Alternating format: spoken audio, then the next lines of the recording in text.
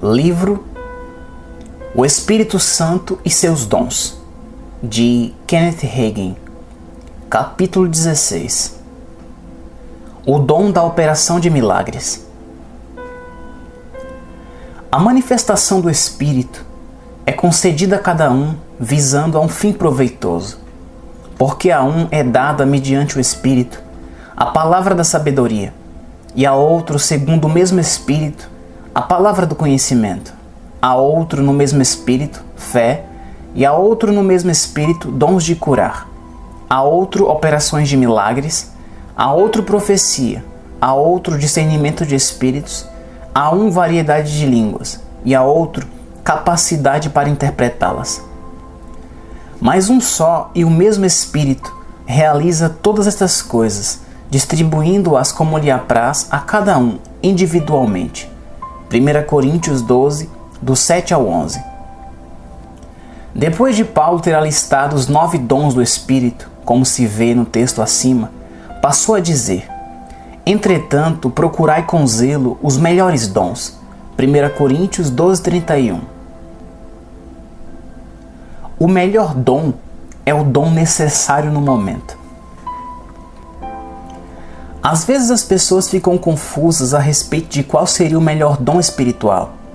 Deixam desapercebido o fato de que, em algumas circunstâncias, até o melhor de todos os dons espirituais talvez não seja o melhor dom em determinada situação, nem o dom necessário naquele momento específico.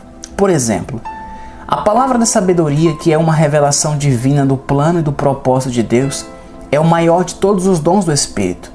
Se, por exemplo, você estiver doente, você não precisaria daquela manifestação, você precisaria de uma manifestação dos dons de curas. Em outras palavras, naquela circunstância específica, o melhor dom seria os dons de curar, e não a palavra da sabedoria. Você vê, portanto, que o melhor dom, a palavra da sabedoria, nem sempre é o necessário em todas as situações e circunstâncias. Nesse sentido, o melhor dom seria aquele que é necessário no momento. Procure seu lugar de ministério. Estamos olhando a carta de Paulo aos Coríntios, na qual ele disse: procurai com zelo os melhores dons. 1 Coríntios 12, 31. Paulo também disse: procurai com zelo os dons espirituais. 1 Coríntios 14, 1. Paulo estava exortando os coríntios a desejarem dons espirituais. Muitas vezes aplicamos esse versículo bíblico de modo individual e achamos que significa que cada pessoa deve desejar dons espirituais como sua própria possessão pessoal. Paulo, no entanto, não estava escrevendo essa carta a um membro individual da Igreja do Senhor Jesus Cristo. Estava escrevendo a totalidade da igreja em Corinto. Estava lhes dizendo, como igreja, como grupo, que devia desejar esses dons. E essa exortação se aplica hoje à igreja, ao corpo de Cristo. Então, se os crentes como grupo sinceramente desejassem que os dons espirituais fossem manifestados no meio deles, o Espírito Santo se manifestaria distribuindo-as como lhe apraz a cada um individualmente. 1 Coríntios 12, 11. A frase distribuindo-as como lhe apraz a cada um individualmente em 1 Coríntios 12, 11 dá a entender que cada um de nós não terá os mesmos dons espirituais manifestados através de nós ao mesmo tempo. Aqueles que foram chamados ao quíntuplo ministério foram equipados em alguma ocasião com certos dons do Espírito a fim de ocuparem determinados cargos. Logo, essas pessoas têm manifestações mais consistentes desses dons sobrenaturais do que outras no corpo de Cristo, mas ninguém terá todos os dons operando através dele. Na maioria das vezes procuramos ser mestre dos 7 instrumentos, sem dominar nenhum deles, falando espiritualmente, ao invés de simplesmente permanecermos em nosso lugar e usarmos o dom que Deus nos deu, ou ao invés de funcionarmos no ministério para o qual fomos chamados. Muitas pessoas, por exemplo, procuram cumprir o ministério ou tarefa do próximo, ou procuram ser usadas num dom em que seu próximo é usado. Já ouvi pessoas dizerem: se fulano pode fazer aquilo, eu também. Essa atitude causa confusão no corpo de Cristo e acabará levando a erros. A título de ilustração, você realmente teria confusão no seu próprio corpo físico se seu pé dissesse: Se o olho consegue ver, eu também. Naturalmente, seu pé não pode ver, não pode cumprir o papel do olho e nem foi feito para isso. E pela proposição inversa, o olho não pode cumprir o papel do pé. Certa vez estive presente num reavivamento dirigido por Howard Carter e depois do culto, uma mulher foi falar com ele assim: Irmão Carter, quero que você ore pela minha cura. Ele lhe respondeu: Irmã, vai ver minha esposa. Quase nunca imponho as mãos nos enfermos para receberem a cura. Esse não é meu ministério. Sei que qualquer um entre nós pode orar pela fé em favor dos enfermos na ausência de outro obreiro. Deus, porém, abençoa minha esposa nos dons de curar. O reverendo Carter explicou: aquele dom opera através dela, não opera através de mim. Deus me usa para levar as pessoas a receberem a plenitude do Espírito Santo. Imponho as mãos nas pessoas para receberem a plenitude do Espírito Santo e é rara a pessoa que deixa de recebê-lo. Esse é meu ministério. O dom da fé opera através de mim, continuou o reverendo Carter, e eu transmito o Espírito Santo às pessoas mediante a imposição das mãos. Quase nunca deixo de levar as pessoas a receberem a plenitude do Espírito Santo, e minha esposa quase nunca fracassa quando se trata de levar alguém à cura. Vai até ela, portanto. Não há dúvida de que Deus honrará a fé das pessoas que crerem nele, mas as coisas podem ser realizadas mais rapidamente por aqueles que são usados em ministérios específicos, pois estão sobrenaturalmente dotados com certos dons do Espírito. É lógico, portanto, que poderiam obter resultados mais rapidamente do que os outros. Definidas as operações de milagres.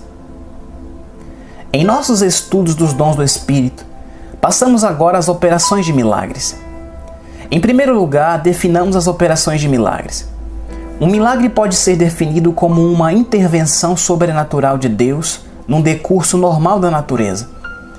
Assim como acontece com muitas palavras em português, quando usamos a palavra milagre de modo geral, significa uma coisa ao passo que significa outra coisa também, bem diferente quando é usada de modo específico.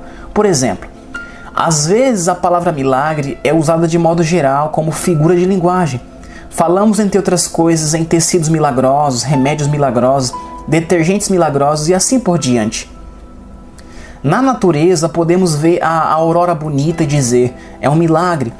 Podemos olhar para um belo jardim de rosas brilhando com cores gloriosas cujo perfume sobe até os céus e dizer que é um milagre da natureza. Nenhuma dessas coisas é milagre no sentido específico, mas no sentido geral todas o são. Na aurora gloriosa, o sol está fazendo exatamente aquilo que devia fazer segundo as leis da natureza. A rosa está fazendo exatamente o que devia fazer segundo as leis da natureza. Logo, não se trata especificamente de milagres, pois o milagre é uma intervenção sobrenatural no decurso normal da natureza. Outro exemplo de um milagre natural, de um milagre no sentido geral, é o nascimento de um neném. Às vezes, a profissão médica refere-se ao milagre do nascimento. Em termos gerais, um nascimento natural é um milagre, mas não é milagre no sentido específico, pois é um evento que ocorre no decurso normal da natureza. O mesmo fato é aplicável ao âmbito espiritual, no tocante ao milagre da salvação. Em linguagem geral, a salvação é um milagre, mas em linguagem específica, a salvação não é mais milagre do que o nascimento natural. No âmbito sobrenatural, o novo nascimento é uma ocorrência muito natural ou normal. É um ato sobrenatural, mas não é um dom das operações de milagres em funcionamento. Logo, em linguagem geral, como figura de linguagem, tanto o nascimento natural quanto o renascimento espiritual do nosso espírito são milagres. Em linguagem específica, no entanto, nenhum dos dois é milagre, porque não são intervenções sobrenaturais no decurso usual da natureza, quer no âmbito natural, quer no âmbito espiritual. O novo nascimento é um ato sobrenatural que ocorre no âmbito espiritual. Não o chamamos de milagre segundo nossa definição dessa palavra, uma intervenção sobrenatural num decurso normal da natureza. Aquilo que chamamos de milagre no sentido específico é um ato sobrenatural na dimensão natural. Sendo assim, o novo nascimento não é um ato sobrenatural no âmbito natural, é um ato sobrenatural no âmbito espiritual. O nascimento natural está no âmbito natural. Um desses nascimentos é espiritual e o outro natural. e nenhum dos dois é milagre no sentido específico. Cada um dos dons do Espírito é milagroso. Todos são sobrenaturais. No uso geral da palavra milagre, todos os dons do Espírito são milagres, e não exclusivamente o dom das operações de milagres, mas na linguagem específica, nem todos os são. Quando a operação de milagres está em manifestação, há uma intervenção divina no decurso normal da natureza.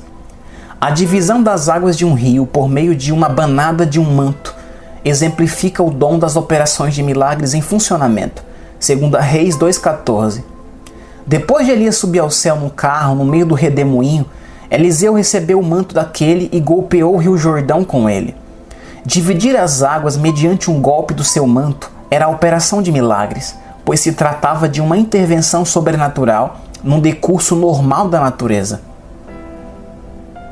No âmbito da cura, milagres são recebidos frequentemente, mas não se trata necessariamente do dom das operações de milagres. Simplesmente são chamados milagres da cura.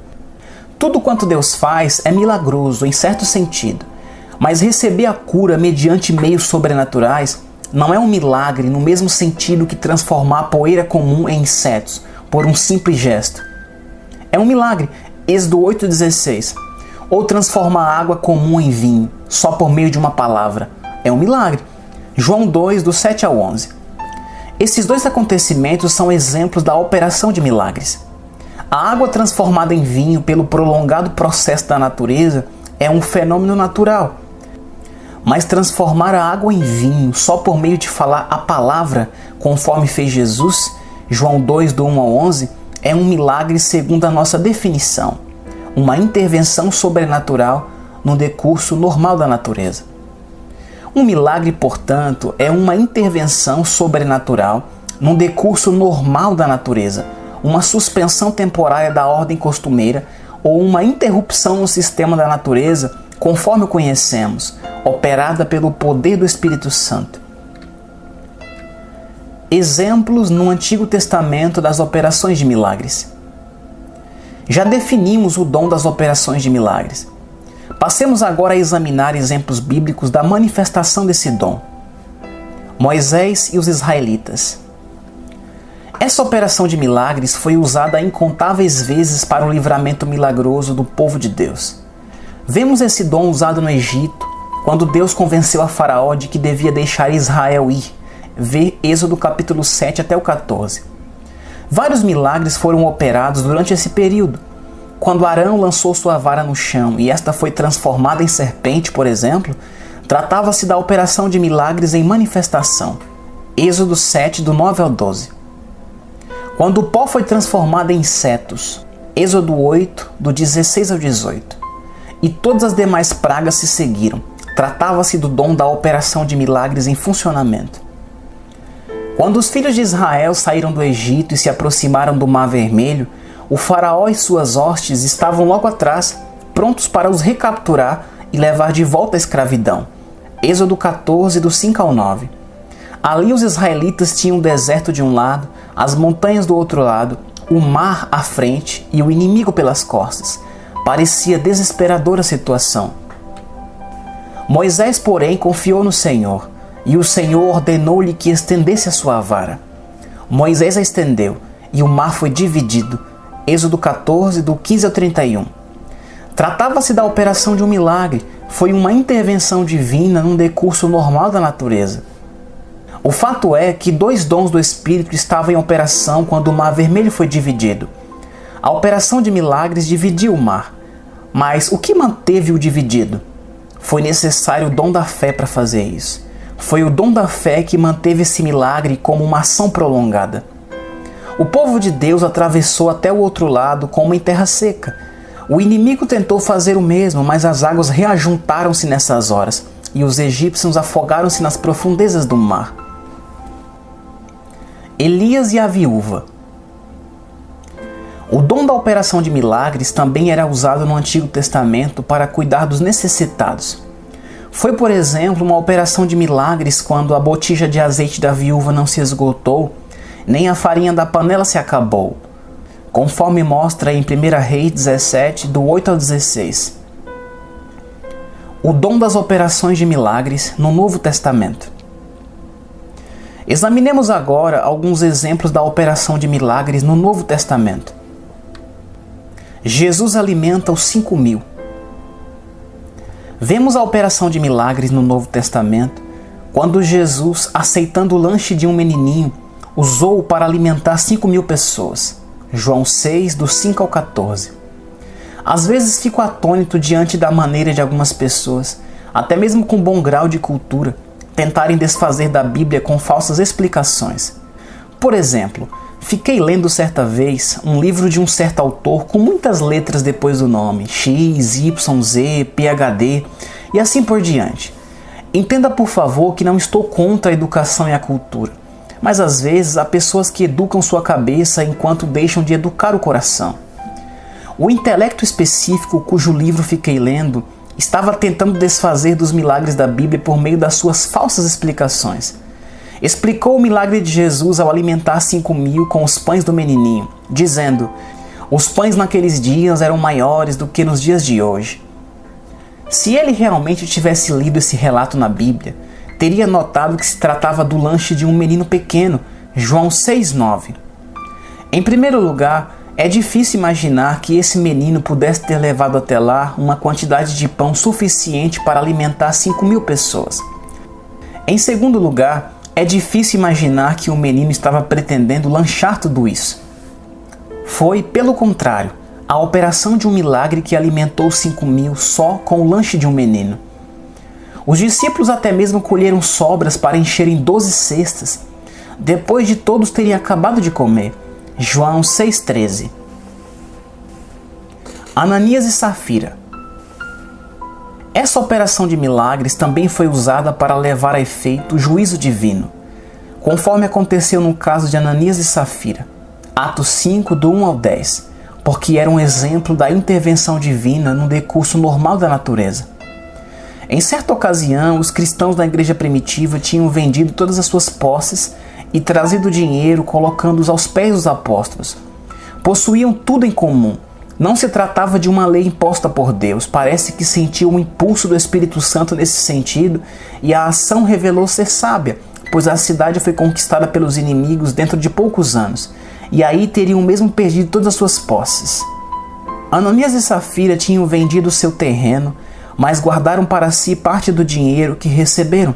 Nada teria havido de errado se dissessem aos discípulos: estamos oferecendo metade do dinheiro que recebemos da venda da nossa propriedade.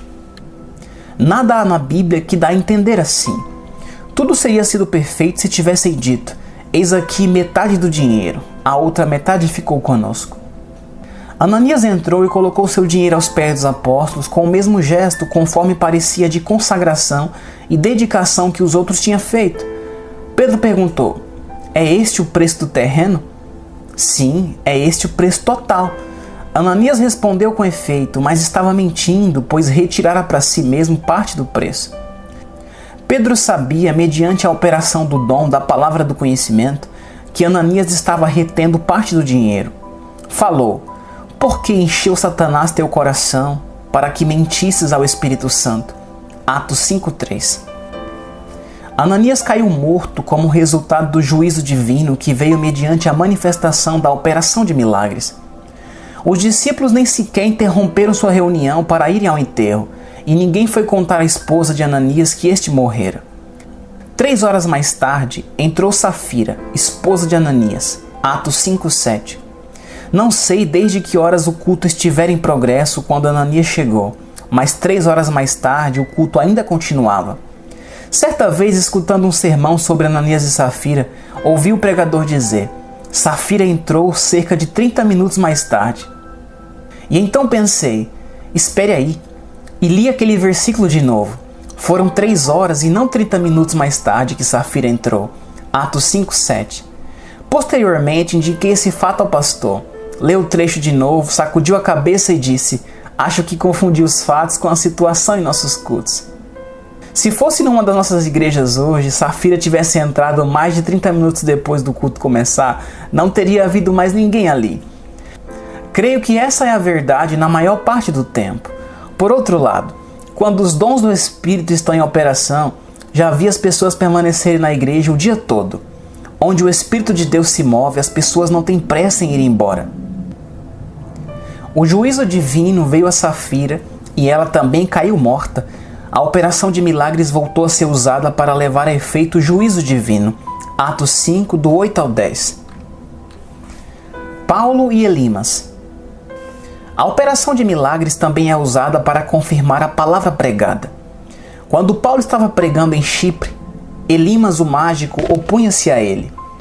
Elimas foi ferido com cegueira por algum tempo mediante o poder de Deus na manifestação do dom da operação de milagres. Foi um sinal sobrenatural para outras pessoas por perto. Atos 13, do 4 ao 12. O dom da fé versus a operação de milagres para livrar do perigo. Esse dom da operação de milagres é usado para livrar as pessoas de danos ou perigos inevitáveis. O dom da fé acompanharia a pessoa através do perigo com grande paz e calma, sem a pessoa sofrer o mínimo de dano. Mas o dom da operação de milagre é diferente. Por exemplo, quando Paulo sofreu naufrágio, a tempestade não parou antes de chegar ao seu fim natural. Atos 27, do 1 ao 44. Paulo não se colocou de pé para dizer, pare tempestade, mas porque Deus falara com Paulo através de uma mensagem de um dos seus anjos. Paulo teve fé extraordinária para crer na proteção divina. Paulo recebeu passivamente um milagre. Tratava-se do dom da fé em operação, e ele recebeu proteção divina e segurança para todos que estavam a bordo do navio, embora o próprio navio fosse grandemente danificado. Em outro incidente, no entanto, quando Jesus ficou em pé em certo barco e disse, acalma-te, emudece, Marcos 4,39, e a tempestade parou, aquela era a operação de milagres e as pessoas a bordo foram livradas do perigo. Conforme já mencionei, a diferença entre o dom da fé e o dom da operação de milagres é que o dom da fé recebe um milagre e a operação de milagres opera um milagre. A operação de milagres é usada para demonstrar o poder e magnificência de Deus. Na concordância analítica da Bíblia de Young, a palavra grega traduzida por milagres em 1 Coríntios 12:10 é dynamis, que também pode ser traduzida por atos de poderes. Em outras palavras, a operação de milagres pode também ser chamada a operação de atos de poderes. Segundo a concordância grega, a palavra grega também significa explosões de onipotência ou maravilhas compulsivas que estonteiam ou atos de deixar atônito. Em outras palavras, o texto grego podia ser traduzido como a operação de maravilhas compulsivas que estonteiam ou o funcionamento de explosões de onipotência e atos de poder. Dons de curar mais frequentes no Novo Testamento. Embora os dons de cura estivessem em operação no Antigo Testamento e as pessoas tivessem recebido curas, esses dons estavam mais frequentes em manifestação no Novo Testamento do que no Antigo Testamento. O dom das operações de milagres, por outro lado, estava mais destacado ou com manifestações mais frequentes no Antigo Testamento do que no Novo Testamento, com a exceção do dom de operar milagres no ministério de Jesus. Mesmo assim, é possível que o dom da operação de milagres tenha sido incluído onde está escrito: muitos sinais e prodígios eram feitos entre o povo pelas mãos dos apóstolos. Atos 5:12. Segundo o Novo Testamento interlinear grego e inglês, o versículo 12 diz: e muitos milagres e obras foram feitos entre o povo pelas mãos dos apóstolos. Embora a Bíblia não especifique quais sinais e prodígios ou milagres e obras foram estes, ela realmente passa a nos contar a respeito de algumas curas que ocorreram mediante o ministério dos apóstolos. Atos 5, 15 e 16. Essas curas não eram uma demonstração da operação de milagres propriamente dita, mas sim dons de cura. Qualquer manifestação espetacular que tenha a ver com cura é a manifestação dos dons de curar. É possível, no entanto, já que Atos 5:12 não especifique se esses sinais e prodígios eram ou não eram especificamente milagres de curas, que esse versículo se refira à operação de milagres pelos apóstolos, mormente porque o texto grego diz: especificamente que milagres e obras eram feitos pelos apóstolos, mas a Bíblia realmente não especifica quais milagres e obras eram. Outro exemplo do dom da operação de milagres que é especificamente mencionado no Novo Testamento acha-se em Atos 8. Atos 8, 5 e 6. Filipe, descendo à cidade de Samaria, anunciava-lhes a Cristo. As multidões atendiam unânimes às coisas que Filipe dizia, ouvindo-as e vendo os sinais, ou seja, milagres, que ele operava. O texto passa a contar a respeito de algumas das curas milagrosas que foram realizadas. Nesse caso, porém, não seria a mesma coisa que o dom da operação de milagres. É possível que o versículo 6 se refira às curas milagrosas e também é possível que se refira a alguns outros milagres que foram operados. A Bíblia não especifica quais milagres foram operados, além de dizer, ouvindo-as e vendo os sinais, milagres, que ele operava, Atos 8:6. É possível, portanto, que alguns dos milagres operados não fossem curas. Nesse caso, tratava-se do dom da operação de milagres em manifestação. Vemos outros trechos no Novo Testamento em que o dom da operação de milagres também é mencionado diretamente. Atos 6:8. Estevão, cheio de graça e poder, fazia prodígios e grandes sinais, milagres, entre o povo. Atos 15:12.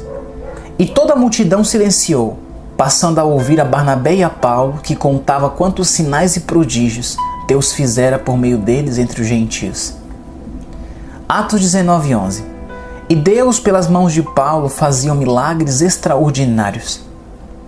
A palavra sinais em Atos 6:8 e milagres em Atos 19:11 é a mesma palavra grega, dynamis, que significa atos de poder, conforme Young, ou obras poderosas e maravilhosas, conforme Strong. A palavra sinais em Atos 15:12 é semeion, em grego, que o dicionário expositivo de Vini traduz como sinal, marca distintiva ou símbolo, e é usado no tocante aos milagres e maravilhas como sinais da autoridade divina. A importância da operação de milagres. Howard Carter disse no seu livro Perguntas e Respostas sobre Dons Espirituais: a operação de milagres é uma manifestação muito importante do Espírito. É o grande poder de Deus que flui através de uma pessoa. Podemos dizer que quando este dom está em manifestação através de um crente, este participa do mesmo poder de Deus que estava em manifestação quando Deus criou o mundo. Deus certamente operou um milagre quando Ele falou e a terra e o mundo vieram a existir. Quando o Senhor permite que uma pessoa fale uma palavra mediante o poder do Espírito Santo e um milagre ocorre, é que o mesmo Deus que criou o mundo está permitindo que uma parte da sua onipotência seja manifestada através daquela pessoa. Lembre-se, no entanto, que esses dons do Espírito, inclusive o dom da operação de milagres, funcionam conforme o Espírito quer. Pela operação de milagres, uma nação foi invadida por pragas a fim de garantir o livramento do povo de Deus e de dar a ele toda a glória. Êxodo 7:12. Pela operação de milagres, a sombra lançada pelo sol recuou 10 graus num relógio do sol, como sinal que o rei Ezequias viveria e não morreria. Isaías 38, do 1 ao 8. Mediante a operação de milagres, uma vara que foi lançada em terra transformou-se de modo repentino e assombroso, milagrosamente em serpente. Êxodo 7:10. Mediante a operação de milagres, o fogo desceu do céu e consumiu um sacrifício, bem como o altar sobre o qual o sacrifício for oferecido. 1 Reis 18:38. Certa vez, mediante a operação de milagres, um profeta até mesmo causou trovões com granizo. Êxodo 9:23. Pela operação de milagres, através de Sansão, até mesmo leões foram vencidos e mortos. No caso de Daniel, no entanto, os leões não foram vencidos e mortos. Ao invés disso, um anjo desceu e fechou a boca dos leões. Daniel recebeu seu milagre através do dom da fé em manifestação. Deitou-se e dormiu no meio daqueles leões famintos e foi conservado em perfeita segurança. A Bíblia diz que quando Daniel saiu, nenhum dano se achou nele porque crera no Senhor seu Deus. Daniel 6:23. Aquele tipo de fé para receber um milagre está além da fé comum que cada crente possui. Romanos 12:3. é o dom da fé em ação. Lembre-se de que o dom da fé especial recebe o milagre. O dom da operação de milagres opera o milagre. Pela operação de milagres, os pães foram multiplicados. Mateus 14, do 17 ao 21, Marcos 6, do 38 a 44, Lucas 9, do 13 a 17, João 6, do 9 ao 14. Pela operação de milagres, a força violenta de uma tempestade foi aquietada. Marcos 4, 37 a 41, Lucas 8, do 23 ao 25. Pela operação de milagres, uma multidão de peixes encheu a rede dos discípulos quando a lançaram segundo as instruções de Jesus. João 21, do 6 ao 8 e o 11. Pela operação de milagres, a botija de azeite da viúva transformou-se em fonte de azeite e forneceu sustento para ela e o filho dela. Segundo Reis 4, do 1 ao 7. O dom da operação de milagres é para nós hoje. Alguém disse, mas o dom da operação de milagres não é para nós hoje. Quem ensinou assim? A Bíblia certamente não diz isso. 1 Coríntios 14, 1. Alguns respondem, se os milagres fossem para nós hoje, estariam operando em nosso meio. Declaro, porém, que se Deus diz que podemos ter a operação milagrosa dos dons espirituais, devemos tê-los. Os crentes do Evangelho pleno frequentemente criticam as igrejas denominacionais porque muitas dessas igrejas, embora aleguem crer em certas verdades fundamentais, realmente pouco sabem a respeito delas. Por exemplo, o novo nascimento. Embora uma doutrina eclesiástica declare a crença no novo nascimento, a maioria dos membros e muitos dos seus pastores podem nunca ter experienciado o novo nascimento. Certa vez ouvi um exemplo desse tipo de problema. Uma mulher deixou certa igreja a fim de afiliar-se à igreja que o marido frequentava. Pouco depois ela nasceu de novo. Quando posteriormente viu o ex-pastor dela, perguntou-lhe, você conhece pessoalmente o Senhor Jesus Cristo? Sei a respeito dele, assim como sei a respeito de George Washington, respondeu. Conheço como uma pessoa histórica, assim como conheço Abraham Lincoln como pessoa histórica. Leio a respeito de Lincoln nos livros de história e leio a respeito de Jesus na Bíblia. Essa mulher começou a falar com seu ex-pastor a respeito de ficar conhecendo pessoalmente a Jesus Cristo e de ter a paz de Deus no seu coração mediante o novo nascimento. O pastor perguntou, posso realmente receber essa bênção? Ela lhe garantiu que sim. Então orou com ele para ele receber Jesus Cristo como seu Salvador. As doutrinas da igreja dele declaravam a crença na experiência do novo nascimento. Porém, aí havia um pastor que nunca o experienciou. Há alguns anos falei com um pastor que se aposentara do ministério. Estava com cerca de 72 anos na ocasião, mas estava fazendo mais na obra de Deus do que já fizera na sua vida no ministério. Contou-me que depois de se aposentar ficou salvo.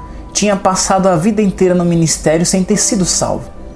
Embora os membros do Evangelho pleno às vezes critiquem outras igrejas por não porem em prática aquilo que tem no papel como crenças doutrinárias, as igrejas do Evangelho pleno podem cometer a mesma falha. Muitas igrejas do Evangelho pleno que alegam crer nos dons do Espírito não os têm em operação nas suas igrejas. Devemos não somente crer nos dons do Espírito, mas também precisamos tê-los em manifestação nas nossas igrejas. Procurai com zelo os dons espirituais. Por que então não temos mais manifestações dos dons espirituais? Por que não estamos cumprindo as condições impostas por Deus? Deus disse, procurai com zelo os melhores dons. 1 Coríntios 12, 31. Se nós, como igreja local, por exemplo, não tivermos os dons espirituais, é porque não procuramos e desejamos conforme deveríamos. Estou totalmente convicto de que, à medida que procuramos os dons espirituais e os desejarmos com zelo, eles se manifestarão mais do que nunca.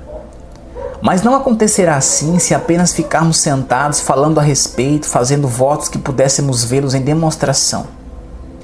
Deus mandou procurar e desejar os dons espirituais. Se alguém realmente deseja uma coisa, ele vai envidar esforços nesse sentido, a fim de ver acontecer aquilo que deseja. Paulo disse, entretanto, procurai com zelo os melhores dons. 1 Coríntios 12, 31. Essa palavra, traduzida por procurar, significa desejar fortemente. Em outras palavras, Paulo mandou desejar fortemente os dons espirituais. Muitas pessoas têm desejos, mas não são muito zelosos em garantir que esses desejos sejam cumpridos. Vamos, porém, realmente desejar que os dons do Espírito se manifestem entre nós. Vamos desejá-los fortemente como um grupo de crentes, como um só corpo, e oremos para eles se manifestarem em nosso meio. É correto orar para que o poderoso Espírito Santo se manifeste entre nós, distribuindo os dons a cada um, individualmente segundo a sua vontade, conforme dizem as Escrituras. 1 Coríntios 12:11. Oremos para que esses dons da fé especial, da operação de milagres e dos dons de cura e de todos os demais dons do Espírito operem mais em nosso meio como nunca antes. Quero encorajar você como crente a começar a orar para a plenitude dos dons do Espírito Santo passar a manifestar-se. Não se deve proferir essa oração uma só vez e então desistir. Diga diariamente ao Senhor: Senhor, essas manifestações do Teu Espírito Santo são para nós hoje. Não os removeste da igreja. Disseste que esses dons são dados à igreja, eles pertencem a nós e devemos tê-los em manifestação. Oramos, Senhor, para que eles se manifestem em nosso meio. Então, como um grupo de crentes, vamos desejá-los, vamos desejar fortemente os dons espirituais. Esse dom da operação de milagres é realmente um dom poderoso que glorifica a Deus de todo o poder, conforme disse Howard Carter, e o que glorifica a fé do seu povo e deixa atônita e confusa a incredulidade dos ímpios. Estou convicto de que nesta hora Deus quer que esse dom da operação de milagres tenha mais destaque, pois seriam explosões de onipotência que serviriam como sinal para os incrédulos e como uma poderosa demonstração de poder de Deus diante de todas as pessoas